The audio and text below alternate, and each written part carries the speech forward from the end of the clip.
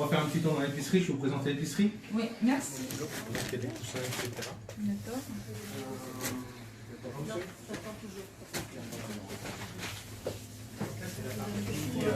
Là c'est la partie froid positif et froid négatif. Donc c'est des frigos qui sont abondés chaque jour par nos fournisseurs. Là on a dans les arrivages, ce sont des lundis, le week-end vient de passer. Là en fait c'est le rayon qui est constitué des produits d'hygiène. On les sépare bien pour dire qu'il y a un respect des normes d'hygiène. Là on a tout ce qui est condiments impact. Là on a un peu de linge de maison. Oh,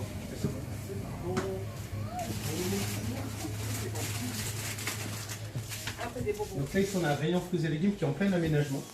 Donc on peut constater qu'on a fait une avancée là-haut qui va donner un esprit marché. Et on a les rayonnages qui arrivent normalement cette semaine. Donc ce sont des rayonnages en aluminium comme pour les marchés. Et donc ça va avoir une toute autre figure dans une semaine ou deux. Mais pour l'instant, voilà, les clients ont des fruits et légumes frais chaque jour, qui viennent des fournisseurs et qui viennent du petit Rungis, donc qui viennent de l'homme. Derrière vous, vous avez les conserves, un petit peu le rayon de légumes qui sont en train de reménager. Et là, c'est en plein projet. Sur cette partie-là, vous avez un projet de laverie solidaire. Donc, qui était convenu avec le lycée Marguerite Soucella. Donc, on avait un projet au départ sur cette presse. Et donc là, il y a une machine à laver 13 ou 14 kg qui arrive, un séchage qui va arriver à bout. Les meubles vont être crochés. Revenez pour mieux comprendre l'objet de votre association. Vous êtes président de l'association. Moi, je suis ancien président fondateur des épiceries. D'accord. Je suis directeur administratif et commercial depuis le mois de juin l'année dernière, de manière à venir épauler mon directeur général qui avait beaucoup trop de travail. Donc la présidente est Mme Kowalski-Karine. Donc elle gère avec un bureau à 3 têtes, donc on a secrétaire, trésorier. Et ici en fait on est en association de loi 1901. On permet aux gens qui ont, qui ont des revenus qui excèdent pas 300 € par mois après avoir payé toutes les factures. Ils doivent leur rester en gros 300 € pour faire les courses. D'accord. Ces personnes, comment ils sont retenus? Est-ce qu'il y a quel est le processus en fait? Il y a un critère effectivement d'entrée. Ce critère d'entrée, en fait, ils sont reçus par la secrétaire qui les accueille à l'étage, qui fait un dossier complet. Donc dans le dossier, on a plein d'éléments qui sont importants, tels que vous allez faire des économies dans l'épicerie, c'est certain. Qu'est-ce que vous allez faire de ces excédents? Est-ce que vous avez un projet dès le départ? Tapisser, partir en vacances, acheter une voiture, est-ce qu'on peut vous aider dans ce sens-là? On fera le point dans 6 mois, savoir si vous avez atteint votre objectif. Donc les gens sont reçus et en gros, après avoir payé toutes les factures, le gasoil pour aller travailler, les dettes de famille, même les chèques différés, on prend tout en considération. Il doit rester 10 € par jour et par personne pour faire des courses. D'accord. Alors avec 2 salaires, 2 SMIC, on a 2004, plus une famille lambda, c'est-à-dire papa, maman et 2 enfants, il doit rester à peu près 1200 € pour faire des courses, ce qui est quasi impossible. Donc en gros, en fait, nous on est une solution à l'après-accompagnement CCAS. C'est-à-dire le CCAS peut accompagner une certaine population, il ne peut pas accompagner ceux qui travaillent. Nous on prend le relais à ce moment-là, et du coup tous les gens qui travaillent, les retraités, etc., qui pensent ne pas avoir droit au CCAS ou qui n'ont pas droit au CCAS, ont systématiquement droit à l'épicerie. Et le vendredi, le petit plus et le petit must, le vendredi, on permet aux gens, sous couvert de l'adhésion et de l'établissement des dossiers, d'entrer dans l'épicerie, tout en sachant qu'ils n'ont pas le droit en fonction des critères, pour nous aider à lutter contre le gaspillage alimentaire. D'accord. Pour rappeler, vous êtes bien une épicerie solidaire qui est basée sur Beuvry, dans le Pas-de-Calais, et sur Auchel, le site solidaire. Pour rappeler, le site solidaire, c'est la structure finalement qui est en cours de création, pour laquelle j'ai été contactée par le DLA, le Pas-de-Calais Actif, pour vous accompagner sur l'analyse de l'impact financier, juridique, organisationnel et fiscal. L'idée c'était d'appeler Pas-de-Calais Actif et de voir un peu, parce que je sais qu'ils accompagnent financièrement. Et la dame qu'on a eue au téléphone était très claire sur le fait que avant de demander des fonds, est-ce qu'on ne serait pas sur une analyse de faisabilité et de voir un petit peu l'impact que ça pourrait avoir sur ce qui existait déjà. Donc, on a donc monté ce qu'on appelle un DLA, dispositif local d'accompagnement. Oui. Ce dossier a été proposé à 3 structures d'accompagnement, dont la vôtre. Oui. On nous a soumis les trois dossiers, on nous a demandé de choisir. Oui. Et vous avez été la structure d'accompagnement qui était la plus claire dans ce qu'on avait demandé et qui avait vraiment compris notre projet. Parce que les autres entités n'avaient pas forcément compris dans son entièreté. Et vous êtes entré dans le cœur du projet et vous avez déjà donné des pistes d'analyse. Et ça nous a vachement intéressé dans le fait que cette dame a enfin compris ce qu'on attendait. D'accord. Et donc il a commencé depuis le mois de novembre cet accompagnement. D'accord. Et au jour d'aujourd'hui, à la suite de cet accompagnement, que pouvez-vous dire sur les perspectives, les perspectives surtout de ces structures qui se rattachent aux 2 épiceries? On avait besoin d'être rassurés. Surtout sur le fait que, est-ce qu'on met en péril les autres structures qui existent déjà, ou est-ce qu'on crée quelque chose qui est à part et qui, fiscalement, dans son indépendance, ne vient pas mettre en péril ce qui existe déjà. Donc, l'idée, c'était vraiment de mettre en place cette structure à l'écart d'eux, mais toujours sous la tutelle d'eux. Donc on est sur une filiale des petits paniers solidaires et on a créé, enfin on a déposé quelques statuts en préfecture dans le cadre de la création de l'association. Le but final de cet accompagnement jusqu'à la fin de l'année, de cette analyse que vous nous avez proposée et qui est vachement claire, ça a été de s'accompagner pendant un an sur comment on développe, comment on jalonne le parcours vers la demande à la directe d'un statut SIAE. D'accord. C'est vraiment ce qu'on voudrait faire, c'est accompagner un public précaire qui est loin de l'emploi, qui a besoin de remettre le pied à l'étrier avec un outil simple de collecte de carton et de plastique chez des clients que l'on a, à qui on facture la prestation et on valorise aussi leurs déchets. Donc on a une double manne. On a la première manne qui est la partie où je facture ma prestation et après je vais aller trier ces déchets qui sont des déchets propres, carton, plastique, emballage, dans cette entité qu'on a voulu racheter. Cette entité qui nous a été proposée est une structure qui était sur Neuilly-Mines et qui avait déjà cette activité en EURL. Le monsieur a un système de philanthropie qui nous correspond. On a la même vision des choses sur le fait que son outil peut servir à aider à insérer des gens.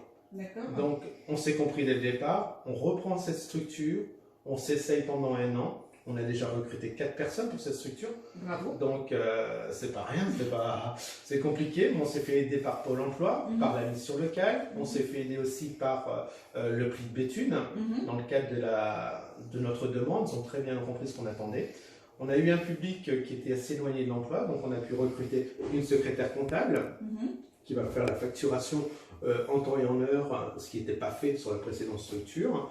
On a un encadrant technique, qu'on nomme pour l'instant encadrant technique jusqu'à l'appellation SIAE, qui était éloigné de l'emploi parce que effectivement son diplôme qu'il avait obtenu sur le territoire ne lui donnait pas la possibilité de travailler, mais ses compétences sont toutes valorisantes parce que son diplôme correspond à l'impact de la pollution sur la faune et la flore.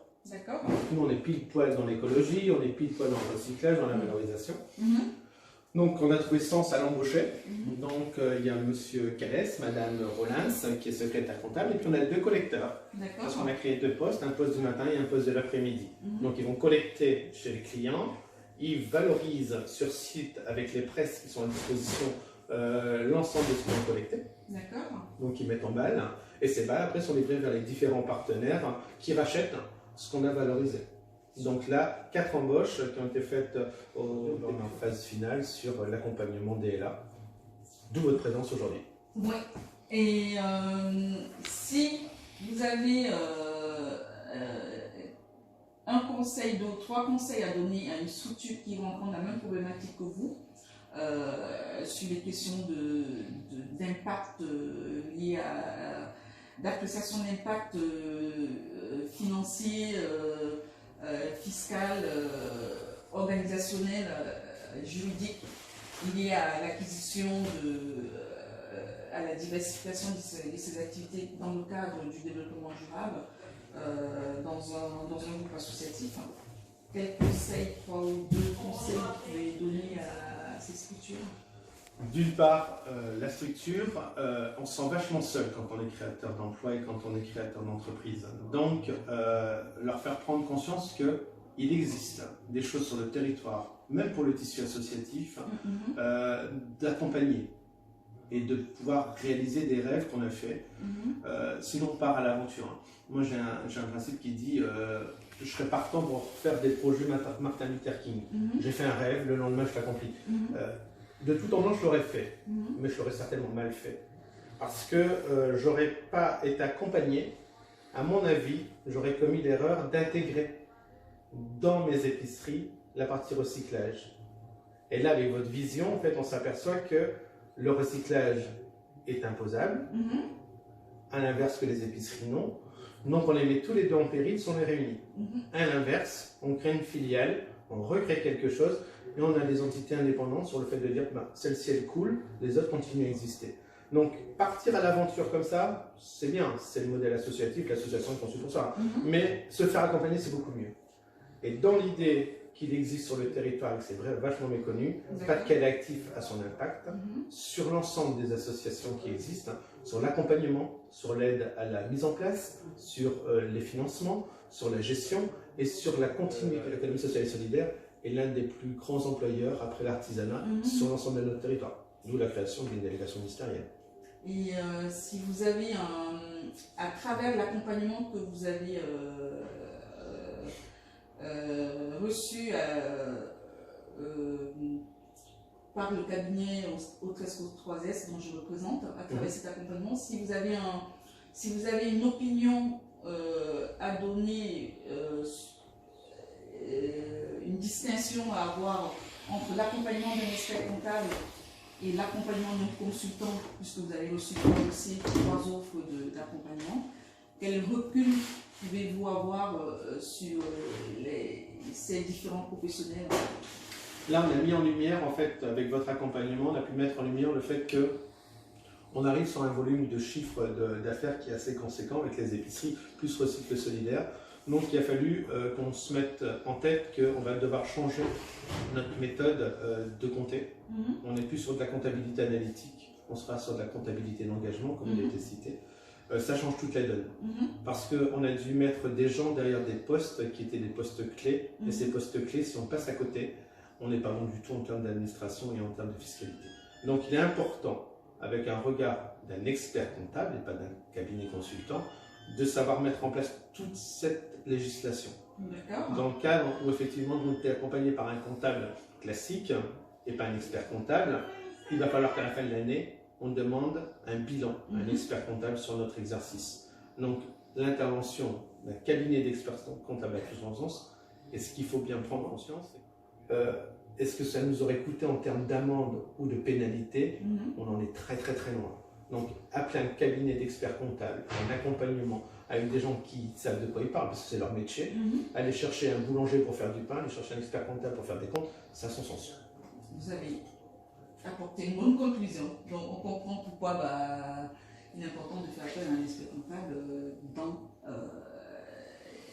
dans l'accompagnement où il y a une réflexion d'ordre juridique, financière, comptable dans le cadre d'une association, d'un groupe associatif comme la vôtre. Et se projeter aussi. Et surtout, se projeter les perspectives et qu'est-ce qui peut en venir, quelles sont les conséquences, surtout quelles sont les opportunités qui peut y avoir derrière le regard d'un expert comptable. Et je vous dis merci. De rien, merci à vous. Et à bientôt. À bientôt.